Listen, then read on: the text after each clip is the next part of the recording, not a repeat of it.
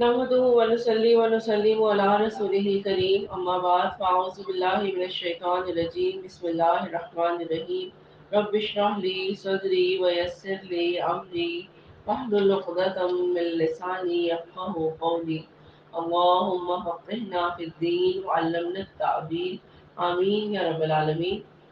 सूरह शूरा आयत नंबर 118 से अपनी तिलावत का आगाज़ करते हैं। فافتح بيني وبينهم فتحا ونجني ومن معي من المؤمنين فأنجيناه ومن معه في الفلك المشحون ثم أغرقنا بعد الباقين إن في ذلك لآية وما كان أكثرهم مؤمنين وإن ربك لهو العزيز الرحيم كذبت عاد المرسلين إذ قال لهم أخوهم هود ألا تتقون إني لكم رسول أمين فاتقوا الله وأطيعون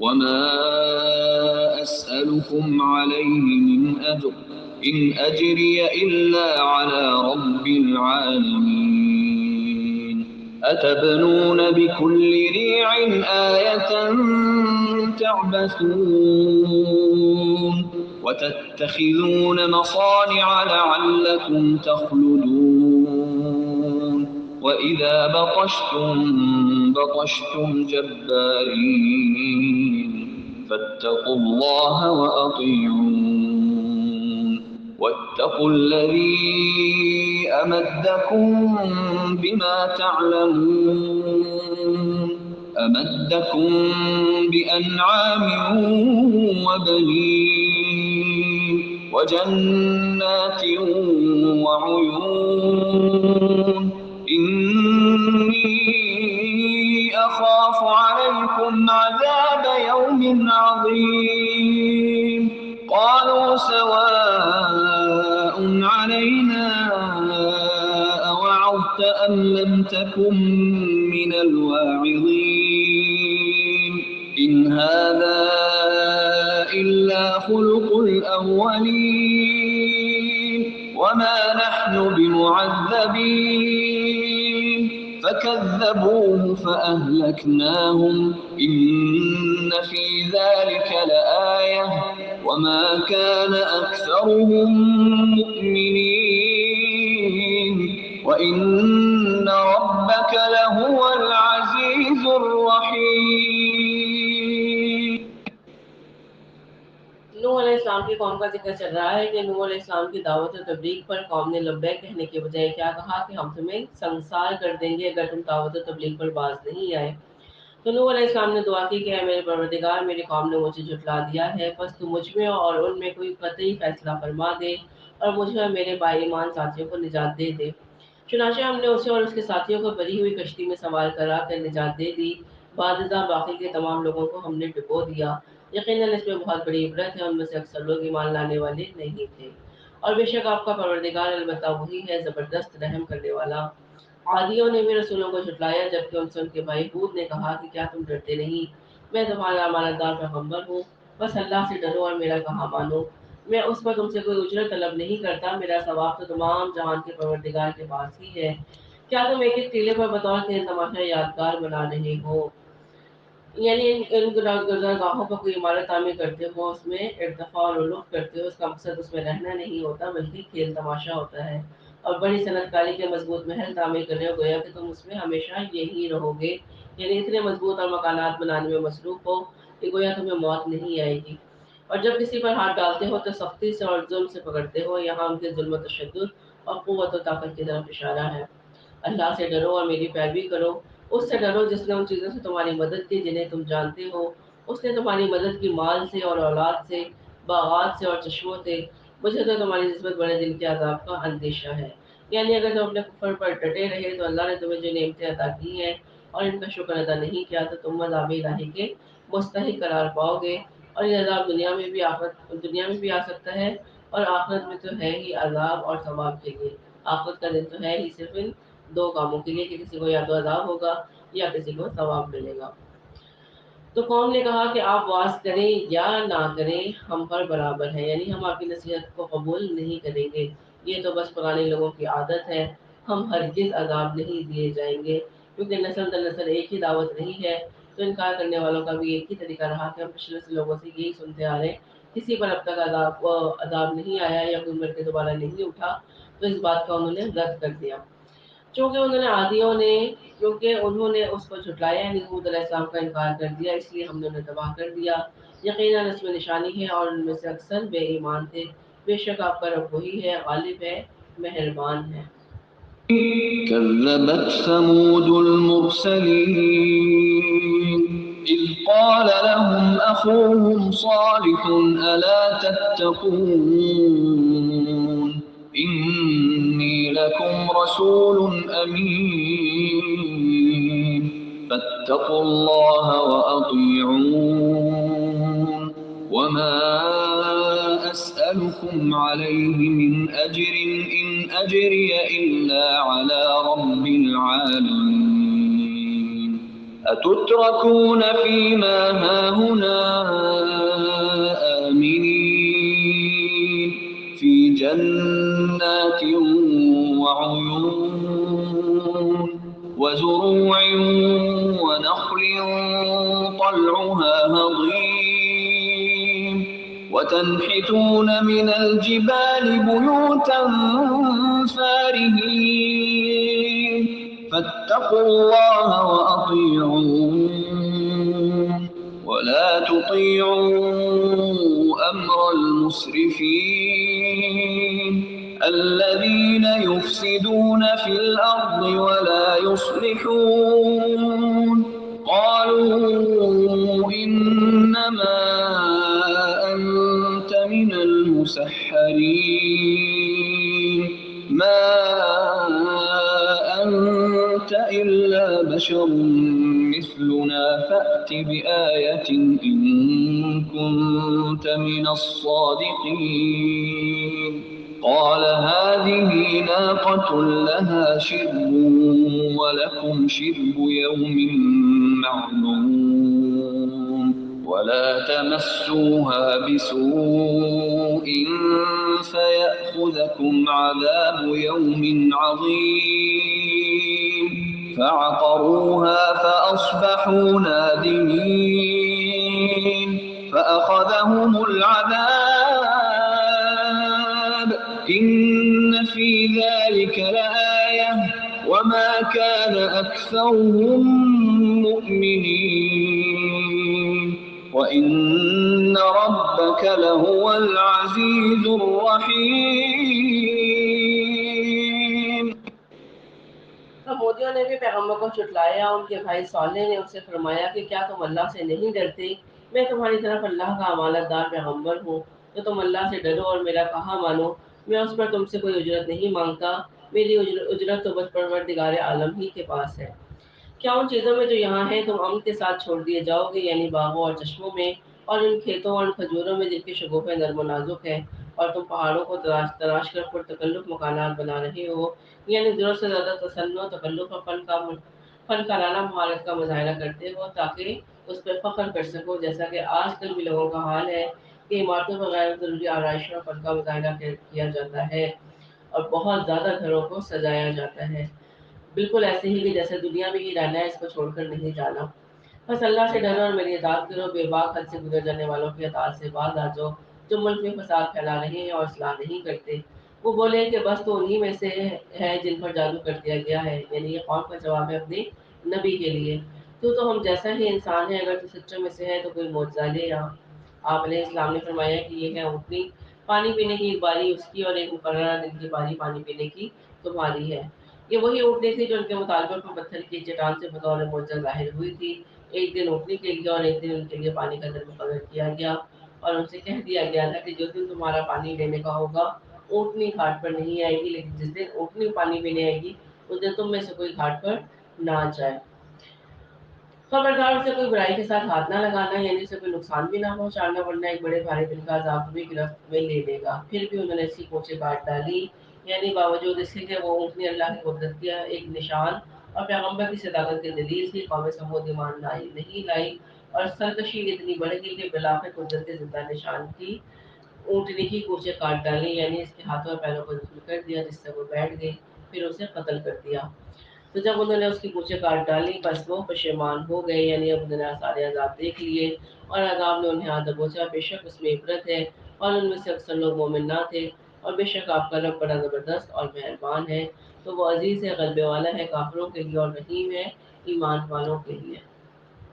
كذبت قوم لوط المرسلين إذ قال لهم أخوهم لوط ألا تتقون إني لكم رسول أمين فاتقوا الله وأطيعون وما أسألكم عليه من أجر إن أجري إلا على رب العالمين أتأتون الذكران من العالمين وتذرون ما خلق لكم ربكم من أزواجكم بل أنتم قوم عادون قالوا لئن لم تنته يا لوط لتكونن من المخرجين قال إني لعملكم من القالين رب نجني وأهلي مما يعملون فنجيناه وأهله أجمعين إلا عجوزا في الغابرين ثم دمرنا الآخرين وأمطرنا عليهم مطرا فساء مطر المنذرين إن في ذلك لآية وما كان أكثرهم مؤمنين وإن ربك لهو العزيز الرحيم कौम लूत ने भी नबियों को जुटलाया। उनसे उनके भाई लूत ने कहा कि क्या तुम अल्लाह का खौफ नहीं रखते? मैं तुम्हारी तरफ अमानतदार रसूल हूँ, बस तुम अल्लाह से डरो और मेरी अताअत करो। मैं तुमसे उस पर कोई बदला नहीं मांगता, मेरा अज्र तो सिर्फ अल्लाह पर है जो तमाम जहानों का रब है। क्या तुम जहान वालों में से मर्दों के साथ शहवतरानी करते हो और तुम्हारी जिन औरतों को अल्लाह ने तुम्हारा जोड़ बनाया है उनको छोड़ देते हो, बल्कि तुम हो ही हद से गुजर जाने वाले। उसने जवाब दिया कि ऐ लूत, अगर तू बाज ना आया तो यकीनन निकाल दिया जाएगा। आप अलैहिस्सलाम ने फरमाया कि मैं तुम्हारे काम से सख्त नाखुश हूँ। मेरे परवरदिगार मुझे और मेरे घराने को इस वबाल से बचा ले जो ये करते हैं। बस हमने उसे और उसके मुतल्लिकीन को सबको बचा लिया, सिवाय एक बुढ़िया की कि वो पीछे रह जाने वालों में से हो गई। फिर हमने बाकी सबको हलाक कर दिया और हमने उन पर एक खास किस्म का मी बरसाया, बस बहुत ही बुरा मी था जो डराए हुए लोगों पर बरसाया गया। वो बुरा मी क्यों था? क्योंकि वो फिंगर वाले निशान ज़दा पत्थर थे, जिसकी हलाकत लिखी होती थी उसका नाम उसके ऊपर लिखा होता था। ये माजरा भी सरासर इबरत है, इनमें से भी अक्सर मुसलमान ना थे। बेशक आपका परवरदिगार वही है, गलबे वाला और मेहरबान। كذب أصحاب الأيكة المرسلين إذ قال لهم شعيب ألا تتقون إني لكم رسول أمين فاتقوا الله وأطيعون وما أسألكم عليه من أجر إن أجري إلا على رب العالمين أوفوا الكيل ولا تكونوا من المخسرين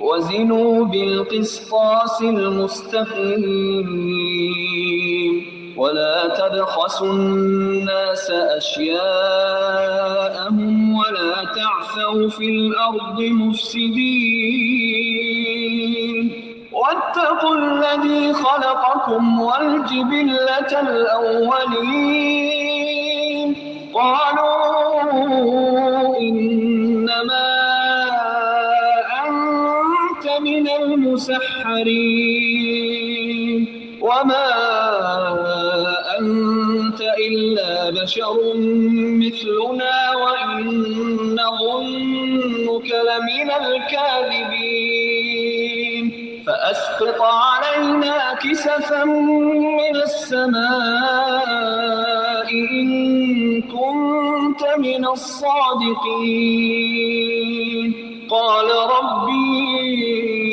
أعلم بما تعملون فكذبوه فأخذهم عذاب يوم الظلة إنه كان عذاب يوم عظيم إن في ذلك لآية وما كان أكثرهم مؤمنين وإن ربك لهو العزيز الرحيم. ایکا والوں نے بھی رسولوں کو جھٹلایا. ایکا جنگل کو کہتے ہیں اور اس سے مراد حضرت شعیب علیہ السلام کی قوم ہے. اور کہا جاتا ہے کہ ایکا کے معنی ایک گھنا درخت اور ایسا ایک درخت مدین کی نواحی آبادی میں تھا جس کی پوجا پاٹ ہوتی تھی. تو انہوں نے بھی اپنے رسولوں کو جھٹلایا. جب سے شعیب علیہ السلام جو ان کی طرف مبعوث ہوئے تو انہوں نے کہا کہ کیا تمہیں ڈر خوف نہیں ہے؟ میں تمہاری طرف امانت دار رسول ہوں. اللہ کا خوف کھاؤ, میری فرما برداری کرو. میں تم پر اس سے کوئی اجرت نہیں چاہتا. میرا اجر تمام جہانوں کے پالنے والے کے پاس ہے. آپ دیکھیں ہر نبی کی ہر دور میں ایک ہی دعوت رہی ہے کہ اللہ کا خوف کرو اور میری اطاعت کرو اور اس دن سے ڈرو جس دن کوئی بھی تجارت کام نہیں آئے گی. ناپ پورا بھرا کرو, کم دینے والوں میں شمولیت نہ کرو اور سیدھی ترازو سے تولا کرو. یعنی جب تم لوگوں کو ناپ کر دو تو اسی طرح پورا دو جس طرح تم لیتے وقت پورا ناپ لیتے ہو. لینے اور دینے کے پیمانے لگ مت رکھو, کیونکہ ان کی قوم کے اندر یہ عیب تھا کہ وہ ناپ تول میں کمی کی عادت کرتی تھی. اور لوگوں کو ان کی چیزیں کمی سے نہ دو, پھر باقی کے ساتھ زمین میں فساد مچاتے نہ پھرو. اس اللہ کا خوف رکھو جس نے تمہیں اور اپنے مخلوق کو پیدا کیا. انہوں نے کہا تو ان میں سے ہے جن پر جادو کر دیا گیا ہے, اور تو ہم ہی جیسا ایک انسان ہے. ہم تو تجھے جھوٹ بولنے والوں میں ہی شمار کرتے ہیں. اگر تو سچوں میں سے ہے تو ہم پر آسمان کا کوئی ٹکڑا گرا دے, یعنی کوئی عذاب کر دے. کہا کہ میرا رب خوب جاننے والا ہے جو کچھ تم کر رہے ہو. چونکہ انہوں نے اسے جھٹلایا تو انہیں سائبان والے دن کے عذاب نے پکڑ لیا. وہ بڑے بھاری دن کا عذاب تھا. تو انہوں نے بھی کفار مکہ کی طرح آسمانی عذاب مانگا تھا. اللہ نے اس کے مطابق ان پر عذاب فرما دیا. اور اس طرح ہے کہ بعض روایت کے مطابق 7 دن تک ان پر سخت گرمی اور دھوپ مسلط رہی. 8ویں دن ان کے اوپر بادلوں کا ایک سایہ آیا, اور یہ سب گرمی اور دھوپ کی شدت سے بچنے کے لیے اس سائے تلے جمع ہو گئے. لیکن چند لمحے بعد ہی آسمان سے آگ کے شعلے برسنے ہو گئے. اب برسنے شروع ہو گئے. زمین زلزلے سے گرج اٹھی اور اس سب چنگھاڑ نے انہیں ہمیشہ کے لیے موت کی نیند سلا دیا. یوں 3 قسم کا عذاب ان پر آیا, اور یہ اس دن آیا جس پر اس دن بادل سایہ بدل ہوا. اس لیے فرمایا کہ سائے والے دن عذاب نے انہیں پکڑ لیا. یقیناً اس میں بڑی نشانی ہے, اس میں سے اکثر لوگ ایمان والے نہ تھے. اور یقیناً آپ کا پروردگار ہی غلبے والا اور مہربانی کرنے والا ہے. وَإِنَّهُ لَتَنزِيلُ رَبِّ الْعَالَمِينَ نَزَلَ بِهِ الرُّوحُ الْأَمِينُ عَلَى قَلْبِكَ لِتَكُونَ مِنَ الْمُنذِرِينَ بِلِسَانٍ عَرَبِيٍّ مُبِينٍ وَإِنَّهُ لَفِي زُبُرِ الْأَوَّلِينَ أَوَلَمْ يَكُنْ لَهُمْ آيَةً أَنْ يَعْلَمَهُ عُلَمَاءُ بَنِي إِسْرَائِيلَ وَلَوْ نَزَّلْنَاهُ عَلَى بَعْضِ الْأَعْجَمِينَ فَقَرَأَهُ عَلَيْهِمْ مَا كَانُوا بِهِ مُؤْمِنِينَ كَذَلِكَ سَلَكْنَاهُ فِي قُلُوبِ الْمُجْرِمِينَ لَا يُؤْمِنُونَ بِهِ حَتَّى يَرَوْا الْعَذَابَ الْأَلِيمَ فَيَأْتِيَهُم بَغْتَةً وَهُمْ لَا يَشْعُرُونَ فيقولوا هل نحن منظرون أفبعذابنا يستعجلون أفرأيت إن متعناهم سنين ثم جاءهم ما كانوا يوعدون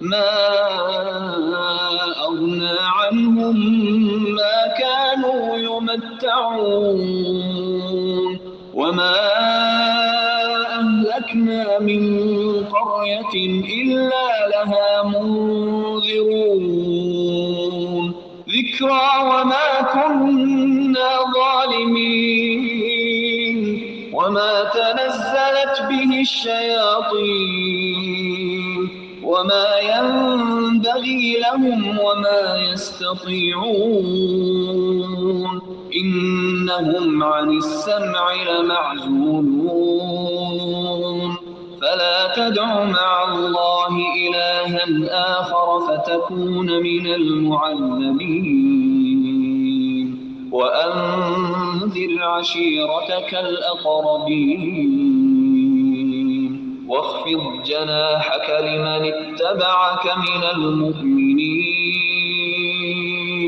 فإن عصوك فقل إني بريء مما تعملون وتوكل على العزيز الرحيم الذي يراك حين تقوم وتقلبك في الساجدين إنه هو السميع العليم هل أنبئكم على من تنزل الشياطين تنزل على كل أفاك أثيم يلقون السمع وأكثرهم كاذبون والشعراء يتبعهم الغاوون ألم تر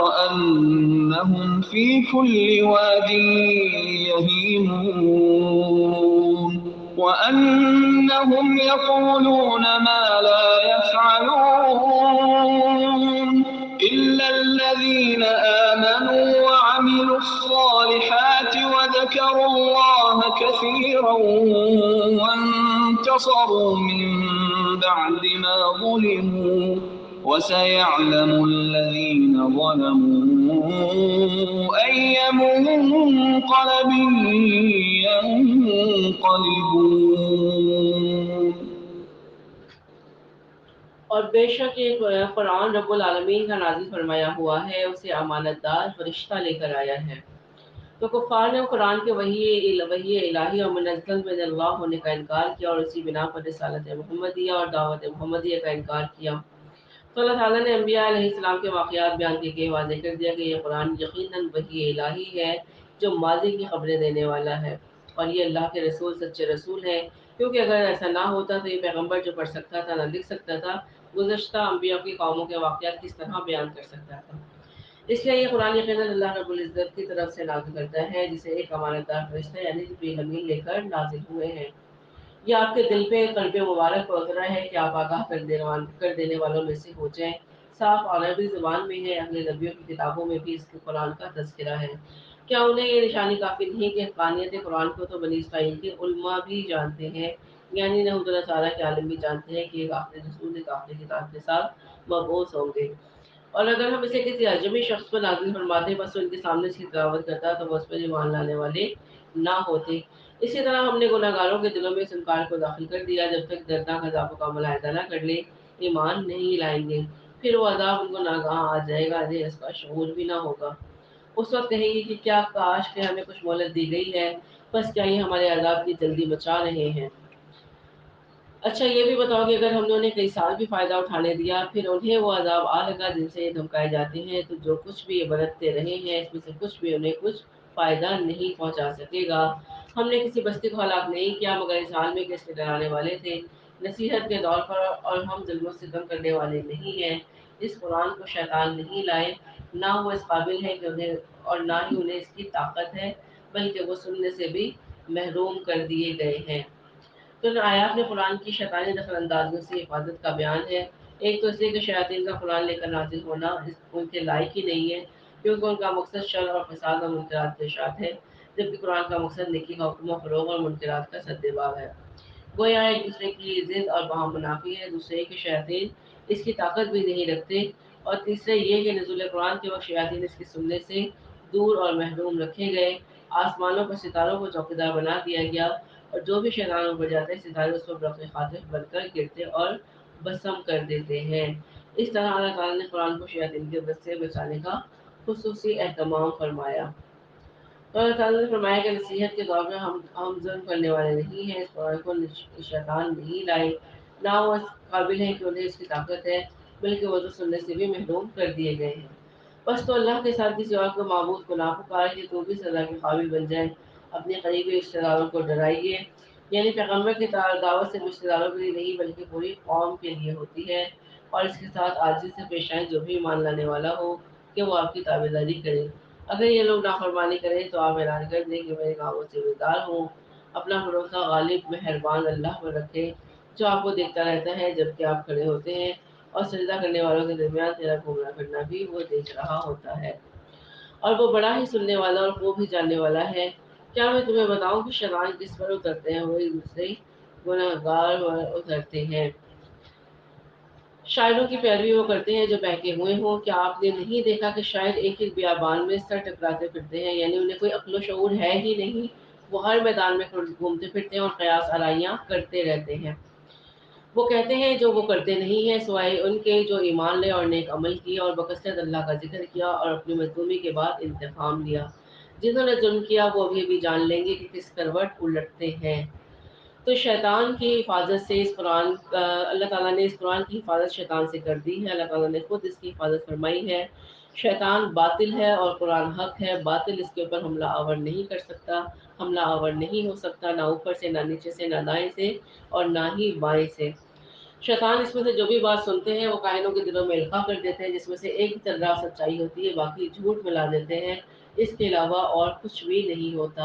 قرآن سراسر حق ہے جسے صادق اور امین جبریل امین لے کر آئے ہیں اور رسولوں پر نازل کیا گیا، جن کی صداقت کی گواہی یہ خود کفار دیتے رہے ہیں کہ وہ نبوت کے 40 سال سے پہلے تک، کیونکہ نبوت 40ویں سال میں ملی ہے، اس وقت تک کہ کفار اور مشرکین نے ہی نبی کریم صلی اللہ علیہ وآلہ وسلم کو صادق اور امین کا لقب دیا ہوا تھا، جو ان کی صداقت کی بھی دلیل ہے اور اس قرآن کے سچا ہونے کی بھی دلیل ہے۔ سورہ نمل کا آغاز کرتے ہیں، مکی صورت ہے، اس کے 7 رکوعات ہیں اور اس کے پہلے رکوع کی تلاوت سنتے ہیں۔ سورہ نمل۔ أعوذ بالله من الشيطان الرجيم بسم الله الرحمن الرحيم طاسين تلك آيات القرآن وكتاب مبين هدى وبشرى للمؤمنين الذين يقيمون الصلاة ويؤتون الزكاة وهم بالآخرة هم يوقنون إن الذين لا يؤمنون بالآخرة زينا لهم أعمالهم فهم يعمهون أولئك الذين لهم سوء العذاب وهم في الآخرة هم الأخسرون وإنك لتلقى القرآن من لدن حكيم عليم إذ قال موسى لأهله إني آنست نارا سآتيكم منها بخبر أو آتيكم بشهاب قبس لعلكم تصطلون فلما جاءها نودي أن بورك يدرك من في النار ومن حولها وسبحان الله رب العالمين. يا موسى إنه أنا الله العزيز الحكيم. وألق عصاك فلما رآها تهتز كأنها جان ولا مدبرا ولم يعقب. يا موسى لا تخف إني لا يخاف لدي المرسلون إلا من ظلم ثم بدل حسنا بعد سوء فإني غفور رحيم. وأدخل يدك في جيبك تخرج بيضاء من غير سوء في 9 آيات إلى فرعون وقومه إنهم كانوا قوما فاسقين. فلما جاءتهم آياتنا مبصرة قالوا هذا سحر مبين وجحدوا بها واستيقنتها أنفسهم ظلما وعلوا فانظر كيف كان عاقبة المفسدين. شروع اللہ کے نام سے جو بہت مہربان نہایت رحم والا ہے. توسین، یہ قرآن اور روشن کتاب کی آیتیں ہیں، ہدایت اور خوشخبری ایمان والوں کے لیے جو نماز قائم کرتے ہیں اور زکوٰۃ ادا کرتے ہیں اور آخرت پر یقین رکھتے ہیں. جو لوگ قیامت پر ایمان نہیں لاتے ہم نے انہیں ان کے کرتوت مزین کر کے دکھائے ہیں، یعنی ان کو اپنی برائی نظر نہیں آتی، بس وہ بھٹکتے پھرتے ہیں. یہی لوگ ہیں جن کے لیے برا عذاب ہے اور آخرت میں بھی وہ سخت نقصان یافتہ ہے. بے شک آپ کو اللہ حکیم و علیم کی طرف سے قرآن سکھایا جا رہا ہے. یاد کرو جبکہ موسیٰ نے اپنے گھر والوں سے کہا کہ میں نے آگ دیکھی ہے، میں وہاں سے یا تو کوئی خبر لے کر یا آگ کا کوئی سلگتا ہوا انگارہ لے کر ابھی تمہارے پاس آ جاؤں گا تاکہ تم سیک تاپ لو. جب وہاں پہنچے تو آواز دی گئی کہ بابرکت ہے وہ جو اس آگ میں ہے اور برکت دیا گیا ہے وہ جو اس کے آس پاس ہے، اور پاک ہے اللہ جو تمام جہان والوں کا پالنے والا ہے. موسیٰ بات یہ ہے کہ میں ہی اغوا ہوں غالب باحکمت، تو اپنی لاٹھی ڈال دے. جب موسیٰ نے اسے ہلتا جلتا دیکھا اس طرح کی گویا وہ ایک سانپ ہے تو منہ موڑے ہوئے پیٹ پھیر کر بھاگے اور پلٹ کر بھی نہ دیکھا. تو یعنی یہ بشری تقاضا تھا کہ جب انہوں نے اس لاٹھی کو سانپ بنا ہوا دیکھا تو ان کے دل میں بھی خوف پیدا ہو گیا. اللہ تعالیٰ نے فرمایا کہ اے موسیٰ خوف نہ کھا، میرے حضور میں پیغمبر ڈرا نہیں کرتے. یعنی جس طرح کی خلق عادت چیزیں انہیں دکھائی جاتی ہیں، انہیں مشاہدہ کرایا جاتا ہے تو وہ پیغمبر جو ہیں وہ ڈرتے نہیں ہیں. لیکن جو لوگ ظلم کریں پھر اس کے عوض نیکی کریں اس برائی کے پیچھے، تو میں بھی بخشنے والا مہربان ہوں. یعنی جو لوگ ظلم کرنے والے ہیں تو اللہ تعالیٰ ظالم کی بھی توبہ قبول فرما لیتا ہے اگر وہ اپنی اصلاح کرے اور اس کے بدلے نیکی کے کام کر دیتے. اور اپنا ہاتھ اپنے گریبان میں ڈال، وہ سفید چمکیلا ہو کر نکلے گا بغیر کسی عیب کے، یعنی اس کو کوئی برس یا کوئی اور بیماری نہیں ہوگی بلکہ یہ بھی ایک معجزہ ہی ہے. تو اب تو نشانیاں لے کر فرعون اور اس کی قوم کی طرف جا، یقیناً وہ بدکاروں کا گروہ ہے. بس جب ان کے پاس آنکھیں کھول دینے والے ہمارے معجزے پہنچے تو وہ کہنے لگے یہ تو صریح جادو ہے. صرف ظلم اور تکبر کی بنا پر انہوں نے انکار کر دیا، حالانکہ ان کے دل یقین کر چکے تھے. بس دیکھ لیجئے کہ فتنہ پرداز لوگوں کا انجام کیسا ہوا. وَلَقَدْ آتَيْنَا دَاوُودَ وَسُلَيْمَانَ عِلْمًا وَقَالَ الْحَمْدُ لِلَّهِ الَّذِي فَضَّلَنَا عَلَى كَثِيرٍ مِّنْ عِبَادِهِ الْمُؤْمِنِينَ. وَوَرِثَ سُلَيْمَانُ دَاوُودَ وَقَالَ يَا أَيُّهَا النَّاسُ عُلِّمْنَا مَنطِقَ الطَّيْرِ وَأُوتِينَا مِن كُلِّ شَيْءٍ إِنَّ هَذَا لَهُوَ الْفَضْلُ الْمُبِينُ. وَحُشِرَ لِسُلَيْمَانَ جُنُودُهُ مِنَ الْجِنِّ وَالْإِنسِ وَالطَّيْرِ فَهُمْ يُوزَعُونَ حَتَّى إذا أتوا على واد النمل قالت نملة يا أيها النمل ادخلوا مساكنكم لا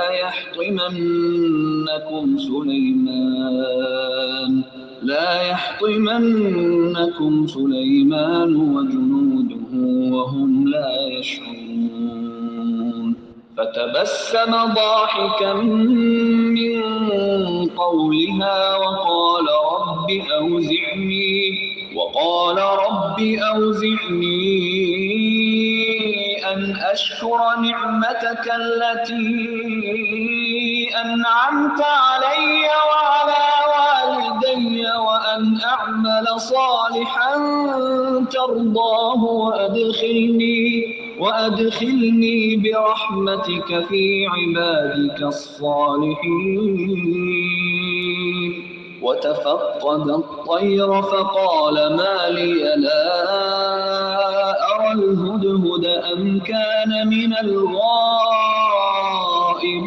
الغائبين لأعذبنه عذابا شديدا أو لأذبحنه أو ليأتيني بسلطان مبين فمكث غير بعيد فقال أحطت بما لم تحط به وجئتك من سبأ بنبأ يقين إني وجدت امرأة تملكهم وأوتيت من كل شيء ولها عرش عظيم وجدتها وقومها يسجدون للشمس من دون الله وزين لهم الشيطان أعمالهم فصدهم عن السبيل فهم لا يهتدون ألا يسجدوا لله الذي يخرج الخبأ في السماوات والأرض ويعلم ما تخفون وما تعلنون الله لا إله إلا هو رب العرش العظيم. آیت سجدہ ہے، سجدہ کر لیجیے.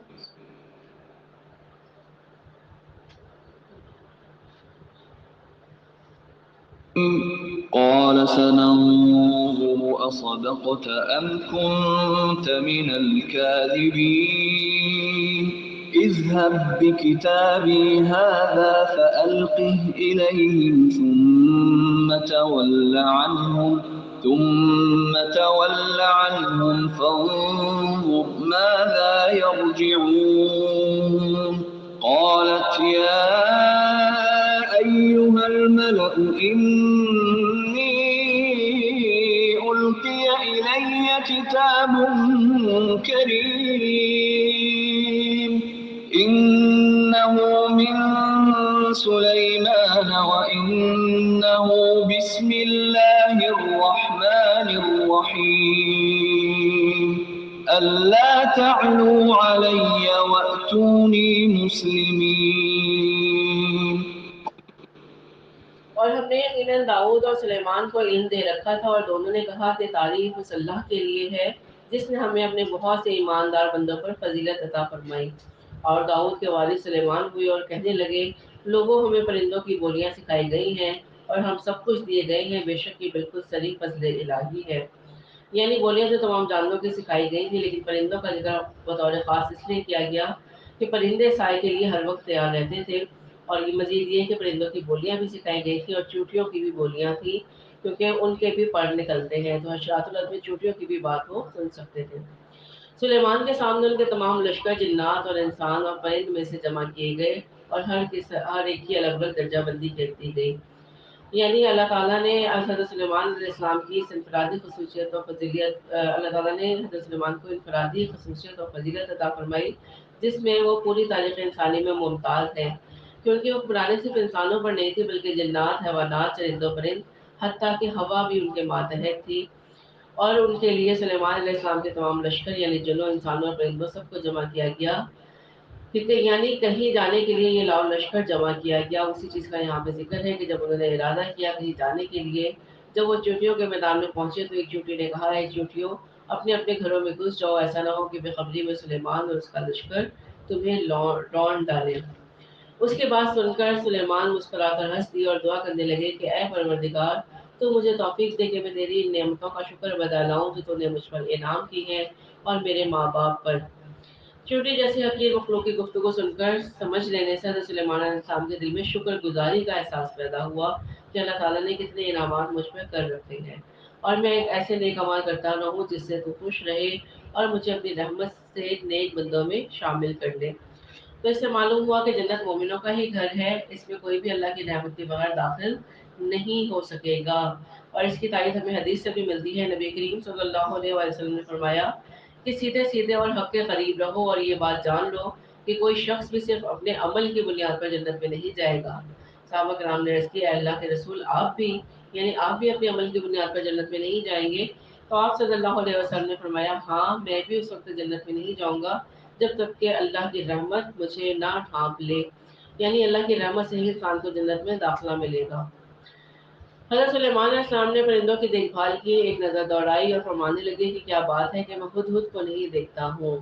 تو کیسے انہیں اندازہ ہوا کہ جب پرندے ان کے اوپر سایہ کیے ہوئے تھے تو جس جگہ پر ہدہد ہوتا تھا، جب وہ نہیں تھا تو وہاں سے دھوپ چلک رہی تھی، جس سے انہیں اندازہ ہوا کہ وہاں پہ ایک پرندہ نہیں ہے۔ کچھ مفسرین نے یہ رائے دی اور کچھ میں ہو سکتا ہے کہ ان کے علم میں ہی ہو کہ ایک ہدہد غیر حاضر ہے۔ کیا واقعی وہ غیر حاضر ہے؟ یقیناً میں اسے سخت سزا دوں گا یا اسے ذبح کر ڈالوں گا یا میرے سامنے کوئی صحیح دلیل بیان کرے۔ کچھ زیادہ دیر نہ گزری تھی کہ آ کر اس نے کہا کہ میں ایک ایسی چیز کی خبر لایا ہوں کہ آپ کو اس کی خبر نہیں ہے، یعنی کسی چیز کی بابت مکمل علم اور معرفت مجھے ہے، آپ کو اس کی خبر نہیں ہے۔ میں ملک سبا کی ایک سچی خبر آپ کے پاس لایا ہوں۔ میں نے دیکھا کہ ان کی بادشاہت ایک عورت کر رہی ہے جسے ہر قسم کی چیز سے کچھ نہ کچھ دیا گیا ہے، اور اس کا تخت بھی بڑی عظمت والا ہے۔ میں نے اسے اور اس کی قوم کو اللہ کو چھوڑ کر سورج کو سجدہ کرتے ہوئے پایا، یعنی وہ شرک کرنے والے ہیں۔ شیطان نے ان کے کام انہیں بھلے کر کے دکھلا کر صحیح راستے سے روک دیا، یعنی وہ خیر والے لوگ ہیں، لیکن شیطان نے چونکہ ان کے شرک کو مزین کر دیا ہے، اس لیے انہیں وہ شرک محسوس نہیں ہوتا اور وہ ہدایت پر نہیں آتے کہ اسی اللہ کے لیے سجدہ کریں جو آسمانوں اور زمینوں کی پوشیدہ چیزوں کو باہر نکالتا ہے، اور جو کچھ تم چھپاتے ہو اور ظاہر کرتے ہو وہ سب کچھ جانتا ہے۔ اللہ وہ ہے جس کا کوئی معبود برحق نہیں، وہی عظمت والے عرش کا مالک ہے۔ سلیمان نے کہا، اب ہم دیکھیں گے کہ تو نے سچ کہا یا تو جھوٹا ہے۔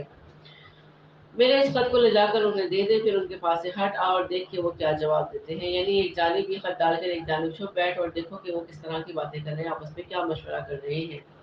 تو وہ ملکہ کہنے لگی، ہے سرداروں، میری طرف ایک بابک کا خط ڈالا گیا ہے، باعزت خط ڈالا گیا ہے جو سلیمان کی طرف سے ہے اور جو بخشش کرنے والے مہربان اللہ کے نام سے شروع ہے۔ یہ کہ تم میرے سامنے سرکشی نہ کرو اور مسلمان بن کر میرے پاس آ جاؤ۔ یعنی یہ طریقہ اب یہ دعوت تھی حضرت سلیمان علیہ السلام کی طرف سے کہ وہ سرکشی نہ کریں اور اللہ کے آگے سر تسلیم خم کر کے فرمانبردار بن کے حضرت سلیمان علیہ السلام کی طرف آ جائیں۔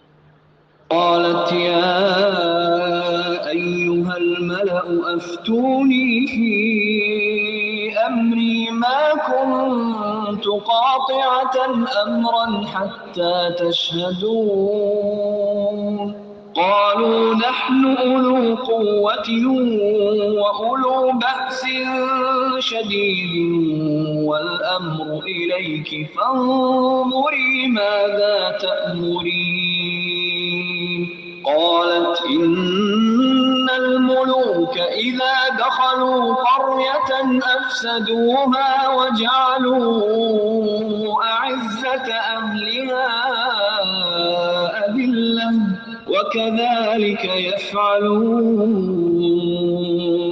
وإني مرسلة إليهم بهدية فناظرة بما يرجع المرسلون فلما جاء سليمان قال أتمدونني بمال فما آتاني الله خير مما فما آتاني الله خير مما آتاكم بل أنتم بهديتكم تفرحون ارجع إليهم فلنأتينهم بجنود لا قبل لهم بها ولنخرجنهم منها أذلة وهم صاغرون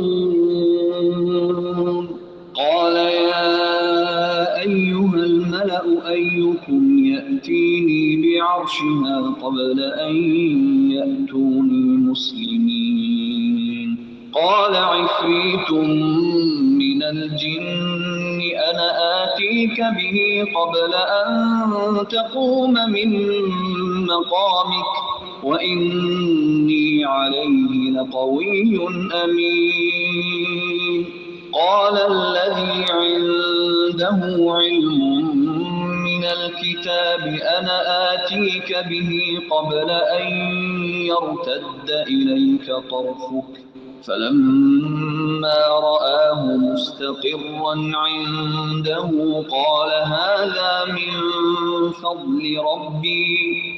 هذا من فضل ربي ليبلوني أأشكر أم أكفر ومن شكر فإنما يشكر لنفسه ومن كفر فإن ربي غني كريم قال نكروا لها عرشها ننظر أتهتدي أم تكون من الذين لا يهتدون فلما جاءت قيل أهكذا عرشك قالت كأنه هو وأوتينا العلم من قبلها وكنا مسلمين وصدها ما كانت تعبد من دون الله إنها كانت من قوم كافرين قيل لها ادخل الصرح فلما رأته حسبته لجة وكشفت عن ساقيها قال إنه صرح ممرد من قوارير قالت رب إني ظلمت نفسي وأسلمت مع سليمان لله رب العالمين اس نے کہا ہے میرے سرداروں تم میرے اس معاملے میں مجھے مشورہ دو کہ میں کسی امر کا قطعی فیصلہ جب تک تمہاری موجودگی اور رائے نہ ہو نہیں کیا کرتی یعنی اب اس نے اپنی ایک مجلس سے شورا بٹھا لی ان سب نے جواب دیا کہ ہم طاقت اور قوت والے سخت لڑنے پھرنے والے ہیں اور ہمیں دبنے کی ضرورت نہیں آگے آپ کو اختیار ہے کہ آپ خود ہی سوچ لیجئے کہ آپ ہمیں کیا حکم فرماتی ہے اس نے کہا کہ بادشاہ جب کسی بستی میں گھستے ہیں تو اسے اجاڑ دیتے ہیں اور وہاں کے باعزت لوگوں کو ذلیل کر دیتے ہیں اور یہ لوگ بھی ایسا ہی کریں گے یعنی کسی بھی دو ملکوں کے درمیان جنگ کا یہی نتیجہ ہوا کرتا ہے میں انہیں ایک ہدیہ بھیجنے والی ہوں پھر دیکھ لوں گی کہ قاصد کیا جواب لے کر لوٹتے ہیں یعنی اس سے اندازہ ہو جائے گا کہ سلیمان کوئی دنیا دار بادشاہ ہیں یا نبی مرسل جن کا مقصد اللہ کے دین کا غلبہ ہے پر جب قاصد سلیمان کے پاس پہنچا تو آپ نے فرمایا کیا تم مال سے مجھے مدد دینا چاہتے ہو یعنی تم دیکھ نہیں رہے کہ اللہ نے مجھے ہر چیز سے نوازا ہوا ہے پھر بھی تم اپنے صدیے سے میرے مال و دولت میں اضافہ کر سکتے ہو مجھے تو میرے رب نے اس سے بہتر دے رکھا ہے جو اس نے تمہیں دیا ہے بس تم ہی اپنے تحفے سے خوش رہو جاؤ ان کی طرف واپس لوٹ جاؤ ہم ان کے مقابلے پر وہ لشکر لائیں گے جن کا سامنا کرنے کی ان میں طاقت نہیں اور ہم انہیں ذلیل و پست کر کے وہاں سے باہر نکال دیں گے وہ کیا لشکر تھے وہ جنات کے چرند پرند کے اور ہواؤں کے لشکر تھے اور اس کے علاوہ بھی قوت اور اختیار اور غلبے میں حضرت سلیمان اس ملکہ کے مقابلے میں زیادہ تھے آپ نے فرمایا ہے سرداروں تم میں سے کوئی ہے جو ان کے مسلمان ہو کر پہنچنے سے پہلے ہی اس کا تخت مجھے لا دے یعنی حضرت سلیمان علیہ السلام کو یا تو وحی کر دی گئی تھی یا تو انہیں کسی طرح خبر دے دی گئی تھی کہ وہ مطیع اور فرمانبردار ہو کر ان کے پاس آنے والے ہیں۔ ایک کبھی ہیکل نے کہا کہ آپ اپنی مجلس سے اٹھے اس سے پہلے میں اسے آپ کے پاس لا دیتا ہوں۔ تو یہ تخت لانے کا معجزہ حضرت سلیمان علیہ السلام دکھانا چاہتے تھے، اپنا غلبہ دکھانا چاہتے تھے کہ میں کچھ بھی کر سکتا ہوں، اللہ نے مجھے اتنا اختیار دے رکھا ہے۔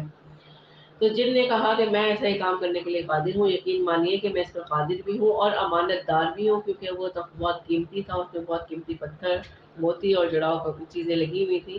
اس نے کہا کہ اس میں کوئی کمی بھی نہیں ہوگی۔ جس کے پاس کتاب کا علم تھا وہ بول اٹھا کہ آپ پلک جھپکائیں، اس سے پہلے میں اسے آپ کے پاس پہنچا سکتا ہوں۔ یعنی ایک طرف ایک جن ہے جس نے کیا کہا کہ میں اتنی دیر میں لے آؤں گا جتنی دیر میں یہ محفل برخاست ہوگی۔ اب اللہ جانے وہ محفل کتنی دیر میں برخاست ہوتی تھی، لیکن یہ ایک انسان جس کو علم تھا، اللہ تعالیٰ کی طرف سے علم حاصل تھا، اس نے کیا کہا کہ جتنی دیر آپ کے پلک جھپکانے سے پہلے بھی میں وہ تخت آپ کے پاس پہنچا سکتا ہوں۔ اور جب آپ نے اس تخت کو اپنے پاس پایا تو فرمانے لگے یہی میرے رب کا فضل ہے، اور تاکہ وہ مجھے آزمائے کہ میں شکر گزاری کرتا ہوں یا ناشکری۔ شکر گزار اپنے ہی نفع کے لیے شکر گزاری کرتا ہے، جو ناشکری کرے تو میرا پروردگار بے پرواہ اور کرم کرنے والا ہے۔ تو حضرت سلیمان علیہ السلام نے جب اس تخت کو اپنے پاس موجود پایا تو اسے فضل ربی سے منتخب کیا کہ اللہ تعالیٰ کا یہ فضل ہے کہ اس نے مجھے آزمایا کہ میں تکبر کرتا ہوں یا میں ناراض ہوتا ہوں یا میں اس بات پہ جلن پھرن محسوس کرتا ہوں کہ یہ علم میرے پاس نہیں تھا۔ تو شکر اللہ کے جو بندے ہیں وہ شکر گزار کرنے والے ہیں، اور جو شکر گزاری کرتا ہے اس کا فائدہ اسی کو ہی پہنچتا ہے، اور جو ناشکری کرے تو اللہ تعالیٰ اس سے بے نیاز ہے، غنی ہے اور کریم ہے۔ حضرت سلیمان علیہ السلام نے حکم دیا کہ اس کے تخت کی صورت بدل دو، یعنی اس کے اندر تھوڑی سی تبدیلی کر دو تاکہ معلوم ہو جائے کہ یہ راہ پاتی ہے، یعنی اس کے اندر اتنی ہدایت موجود ہے کہ وہ اپنی چیز کو پہچان پاتی ہے، یا ان میں سے ہوتی ہے جو راہ نہیں پاتے۔ پھر جب وہ آ گئی تو اس سے کہا گیا، ان سے پوچھا گیا کہ ایسا ہی تخت تیرے پاس بھی ہے؟ یعنی وہ تخت دکھا کر اس سے پوچھا گیا تو ملکہ نے جواب دیا کہ یہ گویا وہی ہے، یعنی اس نے اسے پہچان لیا، نہ ہی اس نے انکار کیا نہ ہی اس نے اقرار کیا۔ اس نے کیا کہا کہ گویا یہ وہی ہے، ہمیں اس سے پہلے ہی علم دیا گیا تھا اور ہم مسلمان تھے۔ یعنی یہاں آنے سے قبل ہی ہم سمجھ گئے تھے کہ آپ اللہ کے نبی ہیں اور آپ کے موتیوں اور منفعت ہم ہو گئے تھے، اور ہم اسی لیے فرما بردار ہو کے آپ کے پاس پہنچنے سے پہلے ہی ہم مسلمان ہو چکے تھے۔ اسے انہوں نے روک رکھا جن کی وہ اللہ کے سوا پرستش کرتی تھی، یقیناً وہ کافر لوگوں میں سے تھی، یہ اللہ تعالیٰ کا قول ہے۔ یعنی اس اللہ کی عبادت سے جس چیز نے روک رکھا تھا وہ غیر اللہ کی عبادت تھی۔ اس کی وجہ یہ تھی کہ اس کا تعلق ایک کافر قوم سے تھا، اس لیے توحید کی حقیقت سے بے خبر رہی۔ تو جب حضرت سلیمان علیہ السلام کا خط اسے پہنچا اور اس نے جان لیا کہ وہ اللہ کے نبی ہیں تو اس نے فوراً ہی ان کی فرمانبرداری اختیار کر لی۔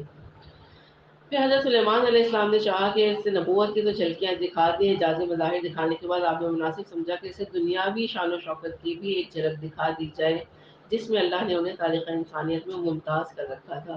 اس لیے آپ نے اس سے کہا کہ محل میں چلی چلو، جسے دیکھ کر یہ سمجھ کر کہ یہ حوض ہے اس نے اپنی پنڈلیاں کھول دی، یعنی وہ سمجھی کہ یہ جو حضرت سلیمان علیہ السلام کے محل کا جو فرش تھا وہ شیشوں کا بنا ہوا تھا، جسے دیکھ کے اسے لگا کہ شاید یہ پانی ہے، جسے وہ دھوکہ بھی سمجھی سراب بھی سمجھی۔ مفسرین اس کے دونوں معنی بتاتے ہیں کہ اس نے کیا سمجھا کہ یہ پانی ہے اور اس نے اپنی پائنچے اوپر چڑھا لیے، کہنے لگی کہ میں نے اپنی جان پر ظلم کیا، یعنی کہ میں نے دھوکہ کھایا۔ اور اسی طرح شرک بھی مزین ہوا ہوتا ہے، انسان توحید سے باخبر نہیں ہو پاتا، اور جب اس کی اصلاح ہو گئی تو اس نے کیا کہا کہ میں نے اپنی جان پر ظلم کیا شرک کر کے، اب میں سلیمان کے ساتھ اللہ رب العالمین کی مطیع اور فرمانبردار بنتی ہوں۔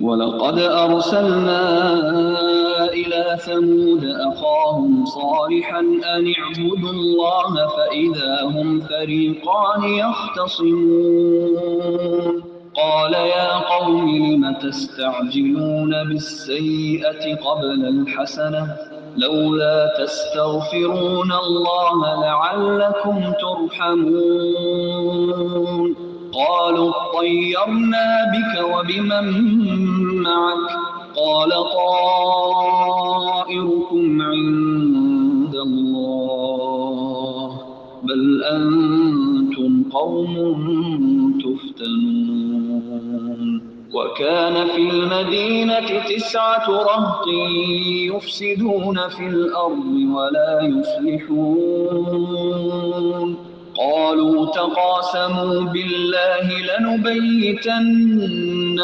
وأهله ثم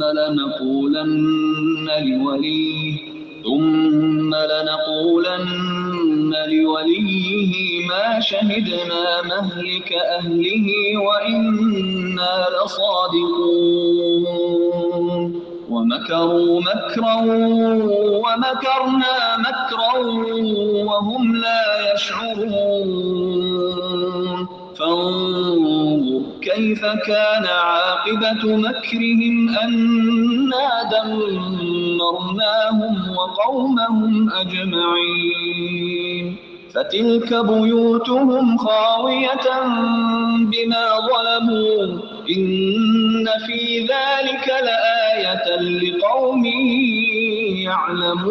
يعلمون وأنجينا الذين آمنوا وكانوا يتقون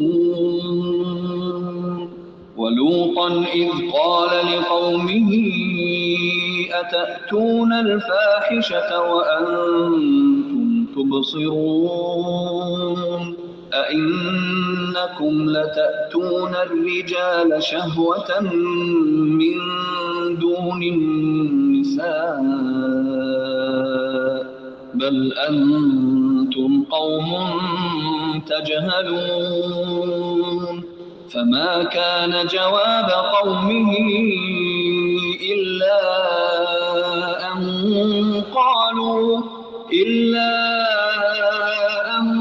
قالوا أخرجوا آل لوط من قريتكم إنهم أناس يتطهرون فأنجيناه وأهله إلا امرأته قدرناها من الغابرين وأمطرنا عليهم مطرا فساء مطر المنذرين قل الحمد لله وسلام على عباده الذين اصطفى الله خير أما يشركون यकीनन हमने समूद की तरफ उनके भाई सालेह को भेजा कि तुम सब अल्लाह की इबादत करो। फिर भी वो दो फरीक बनकर आपस में लड़ने झगड़ने लगे, यानी एक हक वाला हो गया और एक काफिरों का गिरोह हो गया।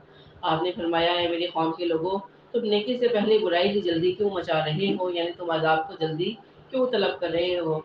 तुम अल्लाह से इस्तग़फ़ार क्यों नहीं करते ताकि तुम पर रहम किया जाए।